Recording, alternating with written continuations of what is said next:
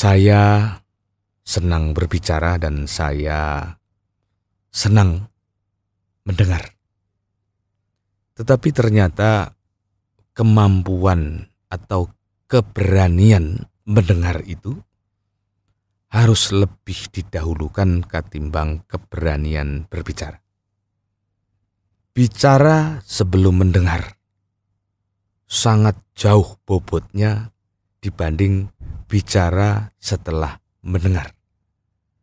Jadi bicara itu ternyata hanya penyambung lidah pendengaran. Maka ketika seseorang lebih dominan berbicara dan tidak dominan mendengarkan, pembicaraannya biasanya akan berbahaya. Berbahaya bagi pihak lain maupun bagi dirinya sendiri. Biaya itu bertingkat-tingkat.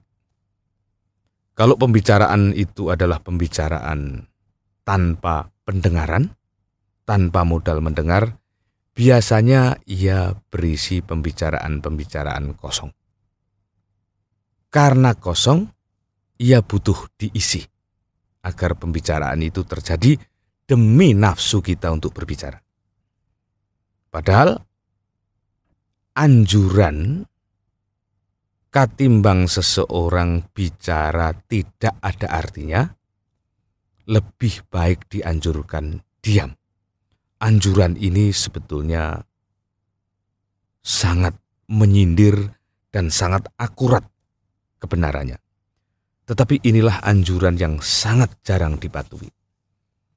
Maka walaupun kosong pembicaraan, ia tetap harus menjadi pembicaraan dan hasilnya pembicaraan yang dipaksa-paksa untuk agar terjadi pembicaraan ini diisi oleh barang-barang yang sekenanya, asal pembicaraan itu terlaksana.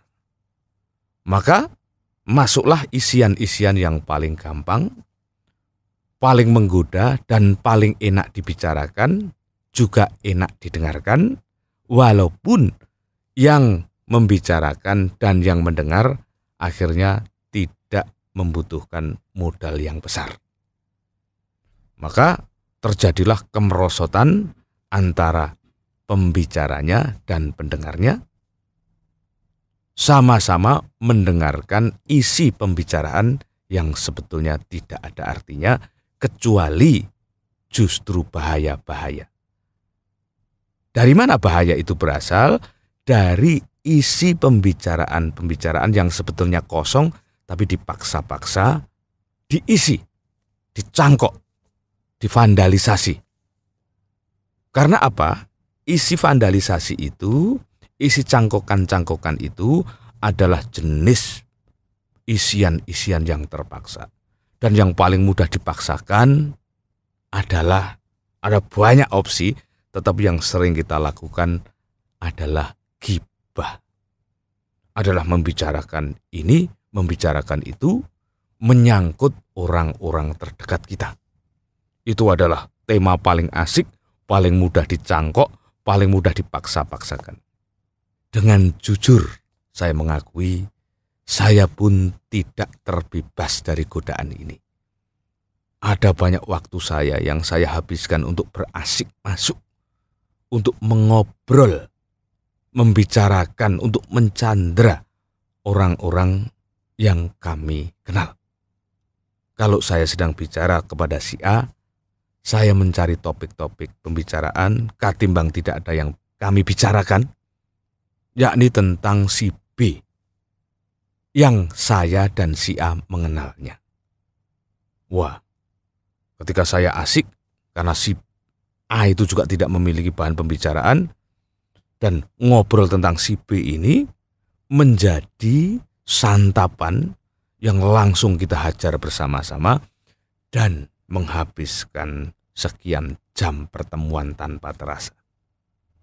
Itulah bahayanya bicara tanpa modal mendengar. Maka ketika saya ketemu A atau bahkan ketemu B, tirakat saya di hari-hari ini adalah membelokkan pembicaraan dari hasil-hasil pendengaran. mendengar buku, mendengar orang-orang berilmu. Itulah yang menjadi tema pembicaraan, walaupun pada awalnya sungguh membutuhkan ikhtiar-ikhtiar.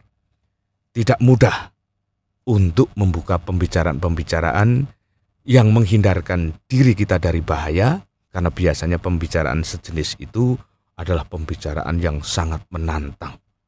Ia butuh membaca banyak buku, ia butuh mendengarkan orang-orang berilmu, dan menyerap kanan kiri dengan niat yang lebih tulus. Jadi sedulurku, Anda boleh bicara apa saja.